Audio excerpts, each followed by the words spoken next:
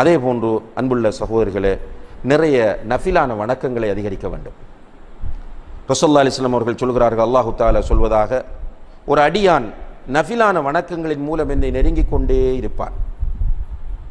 அல்லாஹு தஆலா சொல்கிறான் ஹதீஸுல் குதுசி, ஒரு அடியான் நஃபில் என்றால் கடமை இல்லாத வணக்கங்கள், ஃபர்ல் இல்லாத வாஜிப் இல்லாத வணக்கங்கள், நஃபிலான வணக்கங்கள். இந்த நஃபிலான வணக்கங்களின் மூலம் ஒரு அடியான் என்னை நெருங்கிக் கொண்டே இருப்பான். ஹத்தா உஹிப்பா, அப்படி நெருங்கிக் கொண்டு அவன் வரும்போது அவனை நான் நேசிக்க ஆரம்பித்து விடுவேன். நஃபிலான வணக்கங்களை ஒரு அடியான் செய்து கொண்டு வரும்போது அவனை நான் நேசிக்க ஆரம்பித்து விடுவேன். ஃபஇதா அஹ்பப்துஹு, அந்த அடியானை நான் நேசிக்க ஆரம்பித்தால், குந்து சம்அஹு அல்லதி யஸ்மஉ பிஹி, அவன் கேட்கிற கேள்வியாக நான் மாறுகிறேன், பார்க்கிற பார்வையாக மாறுகிறேன், பிடிக்கிற கையாக மாறுகிறேன், நடக்கிற காலாக மாறுகிறேன். அதாவது என்னுடைய உதவியை கொண்டே அவன் கேட்பான். அல்லாஹ்வுடைய உதவியை கொண்டு நல்லதை தான் கேட்பான். அல்லாஹ்வுடைய உதவியை கொண்டே பார்ப்பான். அல்லாஹ்வுடைய உதவியை கொண்டே நடப்பான். அல்லாஹ்வுடைய உதவியை கொண்டே பிடிப்பான். அல்லாஹ் தொடர்ந்து சொல்லான், வ இன் சஅலனி லஉதியன்னஹு, இப்படி இருக்கிற மனிதன் என்னிடம் கேட்டால் நான் உடனே கொடுக்கிறேன். நஃபிலான வணக்கங்களின் மூலம் என்னை நெருங்கி என்னுடைய அன்பை, என்னுடைய நேசத்தை பெற்றுக்கொண்ட மனிதன் என்னிடம் கேட்டால் அவன் கேட்பதை நான் கொடுக்கிறேன். வல இன் இஸ்தஆதனி லஉஈதன்னஹு, அவன் என்னிடம் பாதுகாப்பு தேடினால் அவனுக்கு நான் பாதுகாப்பு வழங்குகிறேன் என்று அல்லாஹ் சொல்வதாக நபி ஸல்லல்லாஹு அலைஹி வஸல்லம் அவர்கள் சொன்னார்கள். எனவே நஃபிலான வணக்கங்களை முடியுமானவரை அதிகமாக செய்ய வேண்டும். அதில் குறிப்பாக முன்பின் சுன்னத் தொழுகைகள், அதே போன்று தஹஜ்ஜத் தொழுகை. இந்த தஹஜ்ஜத் தொழுகையெல்லாம் நம்முடைய ஈமானை அதிகரிக்க செய்யக்கூடிய வழிகள். அதே போன்று சுன்னத்தான நோன்புகள், சுன்னத்தான தர்மங்கள், இப்படியான நஃபிலான வணக்கங்களில் கூடுதல் ஈடுபாடு காட்ட வேண்டும். அதிலும் குறிப்பாக இபாதத்துகளை பொதுவாக செய்யும்போது இஹ்சான் என்ற நிலையில் அந்த இபாதத்துக்களை நிறைவேற்ற வேண்டும். இஹ்சான் என்றால் என்ன? அன் தஅபுதல்லாஹ கஅன்னக தராஹு ஃபஇன் லம் தகுன் தராஹு ஃபஇன்னஹு யராக். உன்னை அல்லாஹ் பார்ப்பது, நீ அல்லாஹ்வை பார்ப்பது போன்ற உணர்வோடு நீ அல்லாஹ்வை வணங்க வேண்டும். நீ அல்லாஹ்வை பார்ப்பது போன்ற உணர்வோடு அல்லாஹ்வை நீ வணங்க வேண்டும். உண்மையில் நீ அல்லாஹ்வை பார்க்காவிட்டாலும் அல்லாஹ் உன்னை பார்த்து கொண்டிருக்கிறான். ரசூலுல்லாஹி அலைஹி வஸல்லம், இதுதான் இஹ்சானுடைய நிலை. இந்த நிலையில் வணக்கங்களை செய்யும்போது, வணக்கம் என்ற தொழுகை மட்டுமில்லை, குர்ஆன் ஓதும் போது, திக்ர் செய்யும் போது, சதகா கொடுக்கும் போது, இன்ன பிற அமல்களை செய்யும் போது நாம் அல்லாஹ் நம்மை பார்த்து கொண்டிருக்கிறான் என்ற அந்த உணர்வோடு செய்யும் போது ஈமான் அதிகரிக்கும். இறுதியாக அன்புள்ள சகோதரர்களே, ஈமானை அதிகரிக்க செய்கிற முழு அதிகாரமும் அல்லாஹ் ஒருவனுக்கே சொந்தமானது. எனவே அந்த அல்லாஹ்விடத்தில் அதிகமாக நாம் ஈமானை புதுப்பித்து தருமாறு, ஈமானை அதிகரிக்க செய்யுமாறு பிரார்த்திக்க வேண்டும். இப்னு மஸ்ஊத் ரலியல்லாஹு அன்ஹு அவர்கள் அல்லாஹ்விடத்தில் அதிகமாக கேட்பார்கள், அல்லாஹும்ம ஜித்னா ஈமானன் வ யகீனன் வ ஃபிக்ஹா, யா அல்லாஹ் எங்களுக்கு ஈமானையும் யக்கீன் என்ற உறுதியையும் ஃபிக்ஹ் என்ற விளக்கத்தையும் தந்தருள்வாயாக என்று, அதிகமாக்கி தந்தருள்வாயாக என்று கேட்பார்கள். அதே போன்று நாமும் அரபில் கேட்க முடிந்தால் ரப்பி ஜித்னி இல்மன் வ ஈமானன் வ யகீனன் வ ஃபிக்ஹன் வ ஃபஹ்மா, முடியும் என்றால் கேளுங்க, இல்லைன்னா தமிழில் கேளுங்க. நமக்கு புரியுது நம்முடைய ஈமான் குறைந்திருக்கிறது, பலவீனமாக இருக்கிறது என்பது நமக்கு புரிகிறது. எனவே சுஜூதுகளில், தஹஜ்ஜுடைய வேளைகளில், பயணத்தில் இருக்கும்போது, பாங்குக்கும் இக்காமத்திற்கும் இடைப்பட்ட நேரங்களில் எல்லாம் அல்லாஹ்விடத்தில் அதிகமாக, யா அல்லாஹ் என்னுடைய ஈமான் பலவீனமாக இருப்பதை நான் உணர்கிறேன், என்னுடைய ஈமானை அதிகரித்து தருவாயாக என்று அதிகமாக நாம் அல்லாஹ்விடத்தில் துஆ செய்வோம். எல்லாம் வல்ல அல்லாஹ் ஜல்ல ஷானஹு வ தஆலா ஈமானை நமக்கு தந்தது போன்று இந்த ஈமானில் உறுதியை அல்லாஹு தஆலா நமக்கு தர வேண்டும். இந்த ஈமானை அதிகமாக பெற்றவர்களாக இந்த உலகத்தில் வாழ்ந்து ஈமானுடைய இனிமையையும் ஈமானுடைய சுவையையும் அனுபவிக்கக்கூடிய பாக்கியத்தை அல்லாஹு தஆலா நமக்கு தர வேண்டும். மௌத்தாகிற போது ஈமானோடு மௌத்தாகி ஜன்னத்துல் ஃபிர்தௌஸ் என்ற மேலான சூனத்தை அடைந்து கொள்ளக்கூடிய பாக்கியத்தை அல்லாஹு தஆலா நம் அனைவருக்கும் தர வேண்டும். வ ஆஹிரு தஅவானா அனில் ஹம்துலில்லாஹ். கண்ணியத்திற்குரிய சகோதரர்களே, இந்த ஈமானை இந்த நிலையிலேயே நாம் வைத்திருக்கக்கூடாது. உண்மையிலேயே நாம் பயணிக்கக்கூடிய இந்த முறையில் பயணிப்போமாக இருந்தால் கடைசியிலே ஈமான் இல்லாத நிலையில் மௌத்தாகக்கூடிய ஒரு நிலை கூட வந்துவிடும். அல்லாஹ் நம் அனைவரையும் பாதுகாக்க வேண்டும். ஏனென்றால் நாம் வாழக்கூடிய காலம் ஃபித்னாக்கள் நிறைந்த ஒரு காலமாக இருந்து கொண்டிருக்கிறது. ஃபித்னா என்றால் நபிகள் நாயகம் ஸல்லல்லாஹு அலைஹி வஸல்லம் அவர்கள் முன்னறிவிப்பு செய்த நிறைய ஃபித்னாக்கள் இன்று நிகழ்ந்து கொண்டிருக்கின்றன. அப்படியான ஒரு காலத்திலே நாம் வாழ்ந்து கொண்டிருக்கிறோம். அந்த ஃபித்னாக்களின் உச்சகட்டமான நிலையை அல்லாஹ்வுடைய தூதர் ஸல்லல்லாஹு அலைஹி வஸல்லம் அவர்கள் சொல்லும்போது, யுஸ்பிஹு ரஜுலு முஃமினன், ஒரு மனிதன் காலையிலே எழுந்திருக்கும் போது மூமினாக எழுந்திருப்பான், வயும்சி காஃபிரா, மாலையை அடையும் போது அவன் காஃபிராக மாறிவிடுவான். யும்சி முஃமினன் வயுஸ்பிஹு காஃபிரா, மாலையிலே அவன் மூமினாக இருப்பான், காலை அடையும் போது காஃபிராக மாறிவிடுவான். யபீஉ தீனஹு பிஅர்தின் மினத் துன்யா. அல்லாஹு அக்பர். இந்த உலக லாபங்களுக்காக வேண்டி தன்னுடைய மார்க்கத்தை விற்பதற்கு அவன் தயாராகி விடுவான் என்று நபிகள் நாயகம் ஸல்லல்லாஹு அலைஹி வஸல்லம் அவர்கள் அந்த ஃபித்னாவின் உச்சகட்டத்தை சொல்லுகிறார்கள். உண்மையிலேயே இன்றைக்கு நிதர்சனமாக இதை நாம் நம்முடைய கண் முன்னால் பார்த்து கொண்டிருக்கிறோம். காலையிலே சில நேரங்களில் ஒரு நல்ல மனோநிலையோடு ஈமானிய உணர்வோடு எழுந்திருக்கிற மனிதன் மாலையிலே அவனை அறியாமலேயே குஃப்ரை அவன் சந்திக்கக்கூடிய நிலை வருகிறது. இந்த உலக லாபங்களுக்காக வேண்டி துனியாவிலே உள்ள பலன்களை அடைந்து கொள்வதற்காக மார்க்கத்தை சாதாரணமாக தூக்கி எறியக்கூடிய நிலை இன்று பரவலாக நம்முடைய வாழ்க்கையிலும் நம்முடைய சூழலிலும் நாம் அவதானிக்கக்கூடிய ஒரு நிலை இருந்து கொண்டிருக்கிறது. இப்படியான ஒரு பயங்கரமான சூழ்நிலையிலே நம்முடைய ஈமானை அதிகரிக்க செய்வதற்கான வழிகள் என்ன என்பதை தேட வேண்டிய பொறுப்பு நமக்கு இருக்கிறது. கண்ணியத்திற்குரிய சகோதரர்களே, இப்படியான ஆசையுள்ள மக்களும் இருக்கத்தான் செய்கிறார்கள்.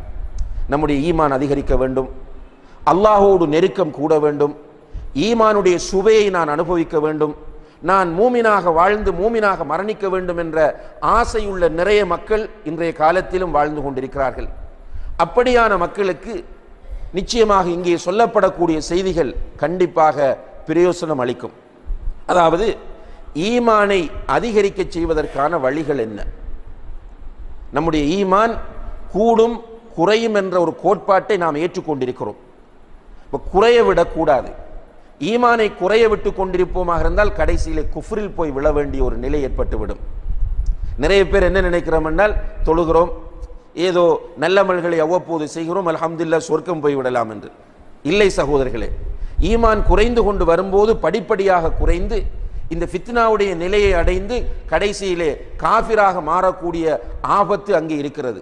எனவே ஒவ்வொருவரும் அவருடைய ஈமானை அதிகரிக்க செய்வதற்கான வழிகளை அறிந்து அதில் பயணிக்க வேண்டிய தேவை இருக்கிறது. அந்த வகையிலே இன்றைய இந்த வகுப்பிலே ஈமானை அதிகரிக்க செய்வதற்கான ஒரு சில வழிகளை எனக்கும் உங்களுக்கும் பயன் தருவதற்காக வேண்டி நினைவூட்டலாம் என்று நினைக்கிறேன். அதிலே முதலாவது வழி, நம்முடைய ஈமானை நாம் அதிகரிக்க செய்ய வேண்டுமாக இருந்தால் முதலாவது வழி, கண்ணியத்திற்குரிய சகோதரர்களே, இஸ்லாமிய கல்வி. ஈமானை அதிகரிக்க செய்வதற்குரிய மிக பிரதானமான வழியாக இதுதான் இருந்து கொண்டிருக்கிறது. அதனால்தான் இஸ்லாமிய கல்வியை தேடும் போது ஈமான் அதிகரிப்பதை சஹாபாக்களுடைய வரலாற்றில் நம்ம பார்க்கலாம். நம் எல்லோருக்கும் அடிக்கடி சொல்லப்படக்கூடிய ஒரு வரலாறு தான் ஹந்தலா ரலியல்லாஹு அன்ஹு அவர்களுடைய வரலாறு. ஹந்தலா ரலியல்லாஹு அன்ஹு அவர்கள் அபூபக்கர் சித்திக் ரலியல்லாஹு அன்ஹு அவர்களை பாதையிலே சந்திக்கிறார்கள். அபூபக்கர் ரலியல்லாஹு அன்ஹு அவர்கள் சலாம் சொல்லிவிட்டு, ஹந்தலாவை நீங்கள் எப்படி இருக்கிறீர்கள் என்று கேட்கிறார்கள். இது உலகத்தில் எப்போதும் இருக்கக்கூடிய ஒரு மரபு, நீங்கள் எப்படி இருக்கிறீர்கள் என்று கேட்பது. அதற்கு பொதுவாக உலகத்தில் சொல்லப்படக்கூடிய பதில் என்ன? அல்ஹம்துலில்லாஹ், நன்றாக இருக்கிறோம், அல்லது கொஞ்சம் சுகமில்லாமல் இருக்கிறேன், அல்லது சில பிரச்சனைகளோடு இருக்கிறேன், இப்படித்தான் எல்லோரும் பதில் சொல்லுவார்கள். ஆனால் ஹந்தலா ரலியல்லாஹு அன்ஹு அவர்களிடத்தில் ஹந்தலாவை நீங்கள் எப்படி இருக்கிறீர்கள் என்று கேட்டதற்கு ஹந்தலா ரலியல்லாஹு அன்ஹு அவர்கள் சொன்ன பதில் என்ன? நாஃபக ஹந்தலா, இந்த ஹந்தலா முனாஃபிக்காகி விட்டான். எப்படி பதில் என்று பாருங்கள்.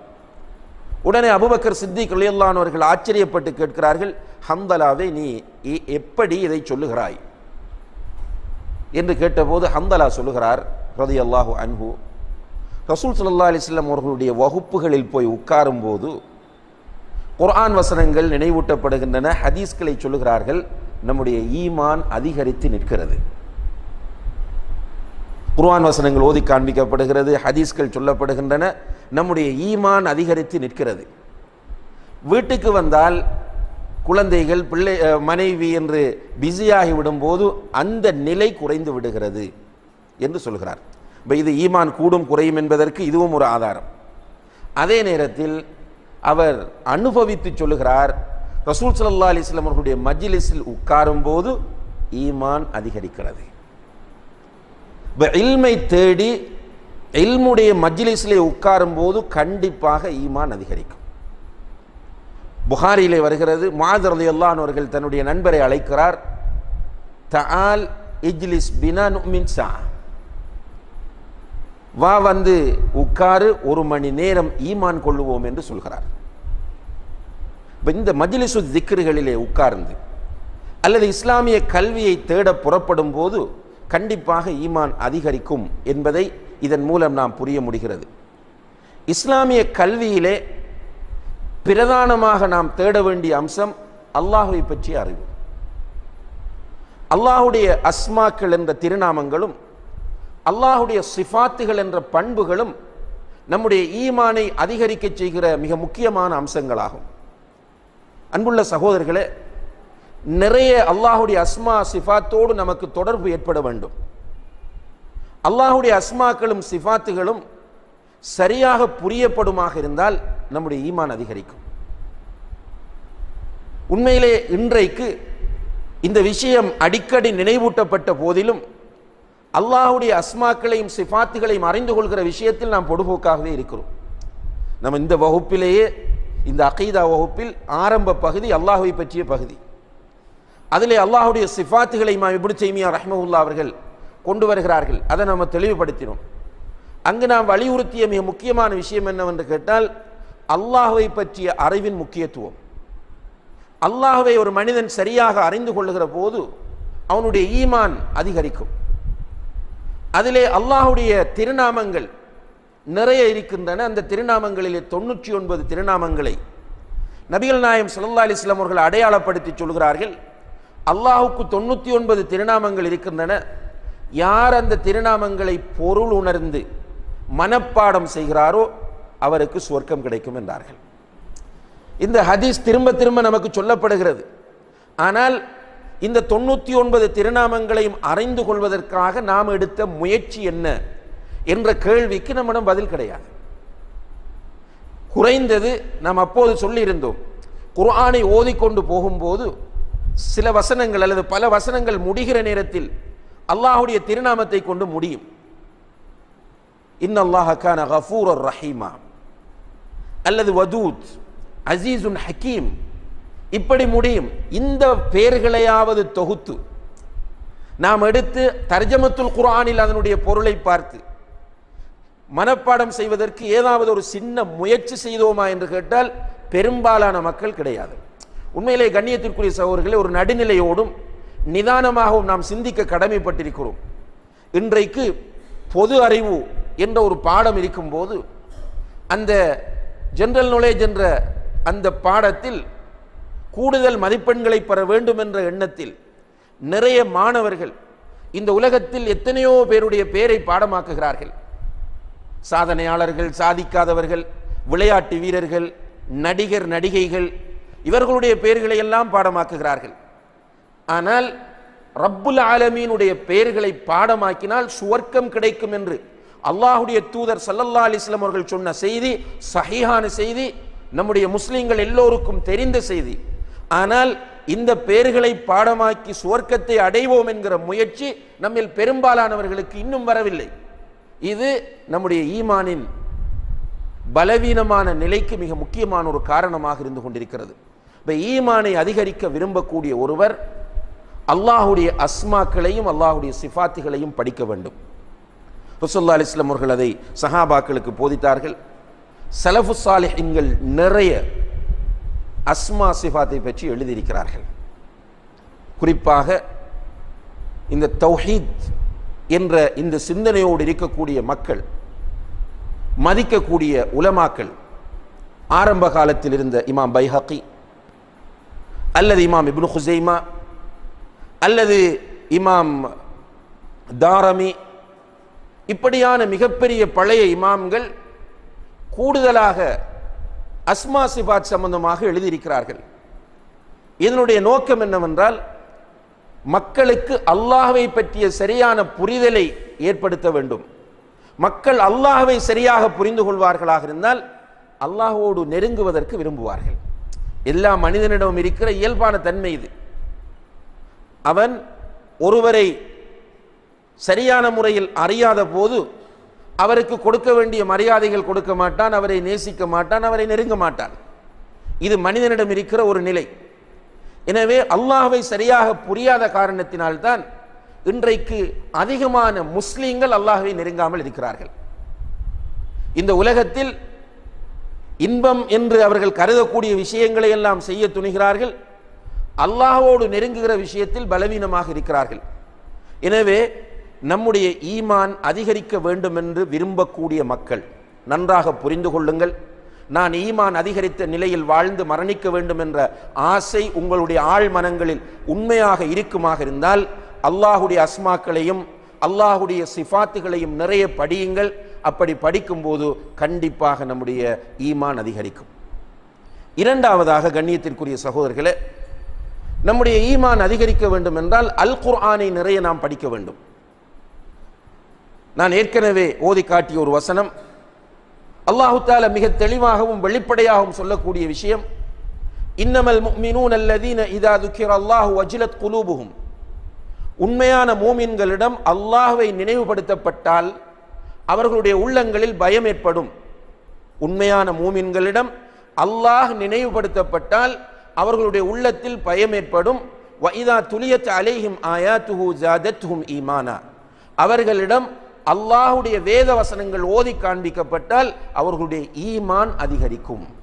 அந்த வசனங்கள் ஈமானை அதிகரிக்க செய்யும் என்று அல்லாஹு தஆலா சொல்கிறான். அல் குர்ஆன் வசனங்களுக்கு ஈமானை அதிகரிக்க செய்கிற ஒரு அற்புத தன்மை அல்லாஹு தஆலா வைத்திருக்கிறான். இது மறுக்க முடியாத ஒரு தெளிவான உண்மையாகும்.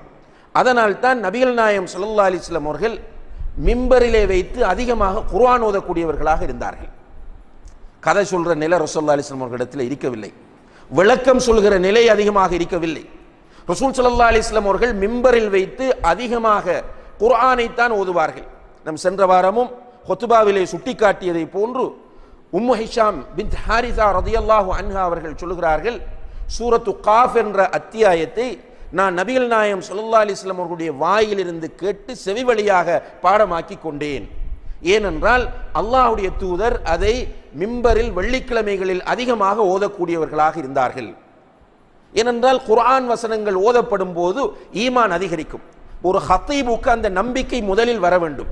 ஹுத்பாவை நிகழ்த்துகிற ஒரு ஹத்தீப் என்ன நம்ப வேண்டும் என்றால் அல்லாஹ்வுடைய குர்ஆன் வசனத்திற்கு ஒரு தன்மை இருக்கிறது, ஈமானை அதிகரிக்க செய்யும் என்று.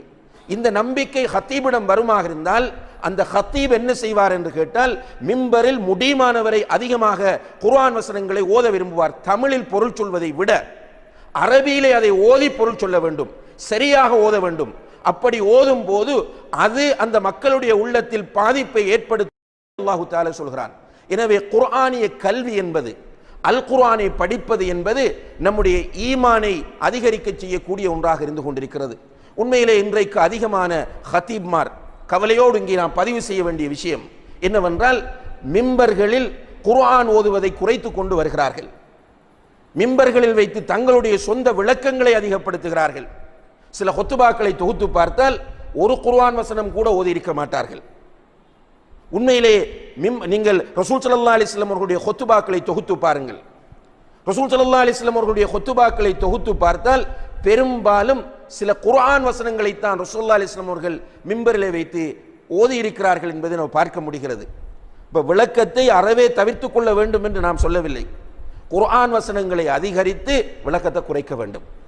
அப்படி செய்யும் போது அந்த ஹத்தீப் அந்த நம்பிக்கையோடு குர்ஆன் ஈமானை அதிகரிக்க செய்யக்கூடியது என்ற நம்பிக்கையோடு குர்ஆனை ஓதும் போது நிச்சயமாக ஈமான் அதிகரிக்கும். ஏனென்றால் அல்லாஹ் தெளிவா சொல்லிட்டான் சூரத்துல் அன்ஃபால் 2வது வசனம், வஇதா துலியத் அலைஹிம் ஆயாத்துஹு ஜாதத்துஹும் ஈமானா. அவனுடைய வசனங்கள் அவர்களிடம் ஓதி காண்பிக்கப்பட்டால் அந்த வசனங்கள் அவர்களுடைய ஈமானை அதிகரிக்க செய்யும் என்று அல்லாஹ் சொல்லுகிறான். எனவே குர்ஆனை பற்றிய கல்வி மிக முக்கியமானது நம்முடைய ஈமானை அதிகரிப்பதற்கு. அடுத்ததாக அன்புள்ள சகோதரர்களே, ஈமானை அதிகரிக்க செய்யக்கூடிய 3வது கல்வி என்னவென்று கேட்டால் நபிகள் நாயகம் ஸல்லல்லாஹு அலைஹி வஸல்லம் அவர்களுடைய சீராவை படிப்பது. நபி ஸல்லல்லாஹு அலைஹி வஸல்லம் அவர்களுடைய வரலாற்றை அதிகமாக படிக்க வேண்டும். நபி ஸல்லல்லாஹு அலைஹி வஸல்லம் அவர்களுடைய சீராவை அதிகமாக படிக்கும் போது நம்முடைய ஈமான் அதிகரிக்கும். அவர்கள் இவ்வளவு தியாகம் செய்திருக்கிறார்கள், இவ்வளவு கஷ்டப்பட்டிருக்கிறார்கள், இவ்வளவு அழகாக முன்மாதிரியாக வாழ்ந்து காட்டியிருக்கிறார்கள் என்ற செய்திகளை படிக்கிற நேரத்தில் நம்மை அறியாமலே நம்முடைய உள்ளங்களில் ஈமான் அதிகரிப்பதற்கான வாய்ப்பு ஏற்படும். அதே போன்று கல்வியிலே நான்காவதாக நம்முடைய ஈமானை அதிகரிக்க செய்வதற்காக வேண்டி நாம் செய்ய வேண்டியது சலஃபு சாலிஹீன்களுடைய வரலாற்றை படிப்பது. சலஃபு சாலிஹீன்கள் என்று நம்முடைய உரைகளில் நாம் குறிப்பிடுவது யாரை என்று கேட்டால், ரசூல் ஸல்லல்லாஹு அலைஹி வஸல்லம் அவர்களுடைய காலத்தில் வாழ்ந்தவர்கள், அதற்கு அடுத்த நூற்றாண்டில் வாழ்ந்தவர்கள், அதற்கு அடுத்த நூற்றாண்டில் வாழ்ந்தவர்கள். ரசூல் ஸல்லல்லாஹு அலைஹி வஸல்லம் அவர்கள் 3 நூற்றாண்டுகளில் வாழ்ந்த மக்களை சிலாகித்து சொல்கிறார்கள், புகழ்ந்து சொல்கிறார்கள். ஹைருல் குரூனி கர்னி சும்மல் லதீன யலூனஹும் சும்மல் லதீன யலூனஹும். நூற்றாண்டுகளில் சிறந்தது என்னுடைய நூற்றாண்டு, பிறகு அதற்கு அடுத்த நூற்றாண்டு, பிறகு அதற்கு அடுத்த நூற்றாண்டு. எனவே நம்முடைய உலமாக்கள் சலஃபு சாலிஹீன்கள் என்று குறிப்பிடும் போது நீங்க ஜக்கரியா சாஹிப், இலியாஸ் ரஹ்மஹுல்லா போன்றவர்களை கருதக்கூடாது. சலஃபு சாலிஹீன்கள் என்று கூறும்போது சஹாபாக்கள், தாபிஈன்கள், தபஉ தாபிஈன்களை குறிக்கும். இந்த சலஃபு சாலிஹீன்களுடைய வரலாற்றை படிக்கும் போது நம்முடைய ஈமான் அதிகரிக்கும். உண்மையிலேயே சஹாபாக்கள், சில சஹாபாக்களுடைய வரலாற்றை படித்தால் நிச்சயமாக கல் நெஞ்சக்காரனுடைய இதயமும் ஈரமாகிவிடும். உதாரணமாக முஸ்அப் இப்னு உமைர் ரலியல்லாஹு அன்ஹு, அவருடைய வாழ்க்கை முறையும் ஈமான் கொண்ட பிறகு அவருடைய வாழ்க்கை நிலை மாறிய முறையும் படிக்கும்போது அழாமல் படிக்கவே முடியாது. அல்லாஹ்வுடைய தூதருக்கே அவரை பார்க்கும்போது அழாமல் இருக்க முடியவில்லை என்றால் பாருங்கள். மிக வசதி படைத்த ஒரு பெண்ணுக்கு மகனாக பிறக்கிறார், நல்ல ஆடம்பரமாக வாழுகிறார், உலகத்தை மேக்சிமம் அனுபவிக்கிறார் அந்த காலத்தில். அதனால் தான் வரலாற்று ஆசிரியர்கள் குறிப்பிடுகிறார்கள், ஓரிடத்தில் ஒருவர் வருவார், வந்தவர் கேட்பார், இந்த இடத்தில் முஸ்அப் நின்று விட்டு போனாரா என்று. முஸ்அப் இருக்க மாட்டார், வந்தவர் கேட்பார், இங்கே முஸ்அப் இருந்து விட்டு போகிறாரா என்று. ஏனென்றால் முஸ்அப் பயன்படுத்துகிற அத்தர், நறுமணம் யாராலும் பயன்படுத்த முடியாது. அந்த அளவுக்கு மிக விலை உயர்ந்த நறுமணத்தை தான் பயன்படுத்துவார்.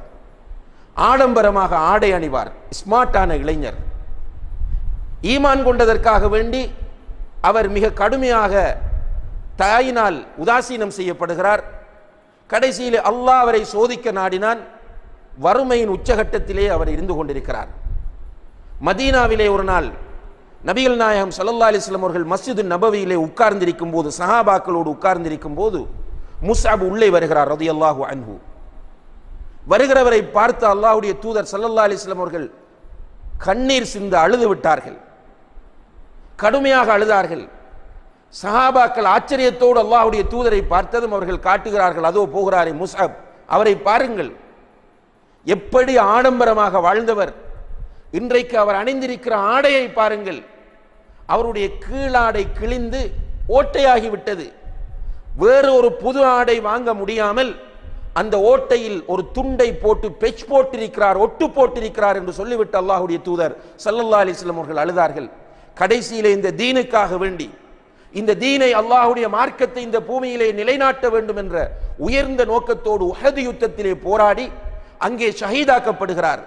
ஷஹீதாக்கப்பட்ட போது அல்லாஹ்வுடைய தூதர் சொன்னார்கள், சுஹதாக்களை அவர்கள் அணிந்திருக்கிற ஆடையிலே நீங்கள் கவனிடுங்கள் என்று சொன்னபோது சஹாபாக்கள் வந்து சொன்னார்கள், யா ரசூலல்லாஹ், முஸ்அபை கவனிட முயற்சி செய்கிறோம், அவருடைய ஆடையினால் மேற்பகுதியை மறைத்தால் கீழ்ப்பகுதி ஓப்பனாக இருக்கிறது, கீழே மறைத்தால் மேலே திறந்திருக்கிறது, என்ன செய்வது என்று கேட்டார்கள். ரசூல் ஸல்லல்லாஹு அலைஹி வஸல்லம் அவர்கள் சொன்னார்கள், மேல் பகுதியை நீங்கள் அவருடைய ஆடையினால் மறைத்துவிட்டு அவருடைய கால் பகுதியை இத்ஹிர் என்ற புல்லினால் கவனிடுங்கள் என்று ரசூல் ஸல்லல்லாஹு அலைஹி வஸல்லம் அவர்கள் சொன்னார்கள். உண்மையிலே இவ்வாறான வரலாறுகள் அடிக்கடி படிக்கப்படும் போது நிச்சயமாக நம்முடைய ஈமான் அதிகரிக்கும் என்பதிலே மாற்று கருத்து இருக்காது. என்ன பிரச்சனை என்று கேட்டால், இதற்கு நேரம் ஒதுக்க முடியாத அளவுக்கு உலகம் நமக்கு எதிராக சதி செய்து கொண்டிருக்கிறது. அந்த சதி வலையிலே நாம் விழுந்து கொண்டிருக்கிறோம். உண்மையிலே இன்று கவனக்கலைப்பான்கள் அதிகரித்து, பொழுதுபோக்கு சாதனங்கள் அதிகரித்திருக்கிற காரணத்தினால் ஒரு டிவிடியை போட்டு ஒரு சஹாபியுடைய வரலாற்றை கேட்க நமக்கு டைம் இல்லை. கையில் போன் இருக்கு, இன்டர்நெட் இருக்கு, யூடியூப்ல போய் சஹாபாக்களுடைய வரலாற்று ஒரு 10 நிமிஷம் கேட்போம் என்பதற்கு நேரம் இல்லை. டைம் எல்லாம் ஃபேஸ்புக்ல, டைம் எல்லாம் வாட்ஸ்அப்ல இப்படியே போய் கொண்டிருக்கிறது. வருகிற எல்லாவற்றையும் ஷேர் பண்ண வேண்டும் என்ற ஒரு மனோநிலை, எல்லாவற்றுக்கும் கமெண்ட்ஸ் எழுத வேண்டும் என்ற ஒரு மனோநிலை, இந்த மனோநிலைக்கு நாம் தள்ளப்பட்டதனால் நம்முடைய உள்ளங்கள் அப்படியே கரைபடிந்து கொண்டு செல்கின்றன. நமக்கு புரியவில்லை. கண்ணியத்திற்குரிய சகோதரர்களை அல்லாஹ் பாதுகாக்க வேண்டும். நம்முடைய நேரங்களை பற்றி மறுமையில் நம்மிடத்தில் விசாரணை இருக்கிறது. எனவே முடியுமானவரை இந்த சலஃபு சாலிஹீன்களுடைய வரலாற்றை நாம் படிக்கிற போது நம்முடைய ஈமான் அதிகரிக்கும் என்பதை நாம் புரிந்து கொள்ள வேண்டும். அடுத்ததாக அன்புள்ள சகோதரர்களே, நம்முடைய ஈமான் அதிகரிக்க வேண்டுமாக இருந்தால் அல்லாஹுடைய பிரபஞ்ச அத்தாட்சிகளை நாம் பார்க்க வேண்டும். அது இயற்கையான, அதாவது இயற்கை என்று மக்களால் அடையாளப்படுத்தப்படுகிற அல்லாஹுடைய படைப்புகளாக இருக்கலாம், அல்லது மனிதனிலேயே நிறைய விஷயங்கள் இருக்கின்றன. இவற்றை நாம் பார்க்க வேண்டும். அல்லாஹு தஆலா மலைகளை பாருங்கள், வானத்தை பாருங்கள், கடலை பாருங்கள், ஒட்டகத்தை பாருங்கள் என்று பார்க்க தூண்டுகிறான். அதே போன்று வஃபி அன்ஃபுசிக்கும் அஃபலா துப்சிரூன், உங்களுக்குள்ளே நீங்கள் பார்க்க வேண்டாமா என்றும் கேட்கிறான். அல்லாஹுடைய அத்தாட்சிகளை நம்ம பார்க்கிற போது நம்முடைய ஈமான் அதிகரிக்கும். அதிலும் குறிப்பாக கண்ணியத்திற்குரிய சகோதரர்களே, ஒரு விஞ்ஞானம் படித்த மாணவன் விஞ்ஞான ரீதியில் இவற்றை அணுகுவது, அல்லது ஒரு பாமர மனிதன் அவனுடைய அறிவு தரத்தை வைத்து சில நேரங்களில் நூரெலியாவுக்கு போகிறான். மலையின் உச்சியிலிருந்து ஒரு கல்லிலிருந்து நீர் வடிகிறது. இதை அவன் யோசிக்க வேண்டும். வெறுமனே ஒரு போட்டோ எடுத்து உடனே வாட்ஸ்அப்பில் அல்லது ஃபேஸ்புக்கில் அப்டேட் பண்ணுவது என்பதை விட, எப்படி ஒரு கல்லுக்குள் இருந்து தண்ணீர் வருகிறது என்று அவன் அதை யோசிக்க ஆரம்பிப்பானாக இருந்தால் அல்லாஹுடைய வல்லமை அவனுக்கு புரியும், ஈமான் அதிகரிக்கும். அதே போன்ற அன்புள்ள சகோதரர்களே, அல்லாஹு தஆலா சில நேரங்களில் நமக்குள்ள சில அற்புதங்களை காட்டுறான். அதெல்லாம் நம்ம சில நேரங்களில் இந்த யூடியூப்ல எல்லாம் போட்டுக்கொண்டே இருக்கிறாங்க. சில நேரங்களில் பார்த்தால் 2 கையும் இல்லை 2 காலும் இல்லை. இன்றைக்கு தற்செயலாக அப்படி ஒரு காட்சியை பார்க்கக்கூடிய சந்தர்ப்பம் கிடைத்தது. சும்மா யூடியூப்பை ஓன் பண்ண உடனே வளமையாக அவங்க ஏதாவது அப்டேட் பண்ணிட்டு இருப்பாங்க ஃப்ரண்ட் பேஜில். அதில் ஒரு காட்சி போடப்பட்டிருந்துச்சு. ஒரு முஸ்லீம் ஃபேமிலி, இந்தோனேசியா. அவர்களுக்கு ஒரு குழந்தை 11 வயசு. 2 கையும் இதால் இல்லை, 2 காலும் தொடையால் இல்லை. அப்படி தான் பிறந்திருக்கு பிள்ளை. மாஷா அல்லாஹ், அல்லாஹ் அதற்கு நல்ல மூளை வளர்ச்சியை கொடுத்திருக்கிறார். அவங்க எல்லா இடத்துலேருந்தும் அந்த வீடியோவை கவர் பண்ணி ஸ்கூலில் போய் அங்குள்ள வகுப்பாசிரியை சொல்கிறார், இவர் மெக்ஸில் கடும் கட்டிக்காரன், கையும் இல்லை காலும் இல்லை, ஆனால் மூளை மிக வேகமாக கணக்கு செய்யக்கூடிய மூளையாக இருக்கிறது. உண்மையில் இதை பார்க்கும்போது அல்லாஹுடைய அந்த குத்ரத், அல்லாஹுடைய வல்லமை. வீட்டை வந்தால் கம்ப்யூட்டர் கேம் விளையாடுற அந்த பொடியன் இந்த ஷோல்டரால் அந்த மவுஸை ஆப்ரேட் பண்ணி, அதே மாதிரி மூக்கால மவுஸை ஆப்ரேட் பண்ணி, அந்த சில நல்ல நல்ல கேம்ஸ், அந்த கேமுகளை பயன்படுத்தும் போது உண்மையிலேயே நமக்கு நம்மை அறியாமலேயே கண்கள் கலங்கக்கூடிய ஒரு நிலையை பார்க்க முடிகிறது. இப்போ அல்லாஹுடைய இந்த அற்புதமான அத்தாட்சிகளை பார்க்கும்போது நிச்சயமாக நம்முடைய ஈமான் அதிகரிக்கும் என்பதை நாம் புரிந்து கொள்ள வேண்டும். அதே போன்று அன்புள்ள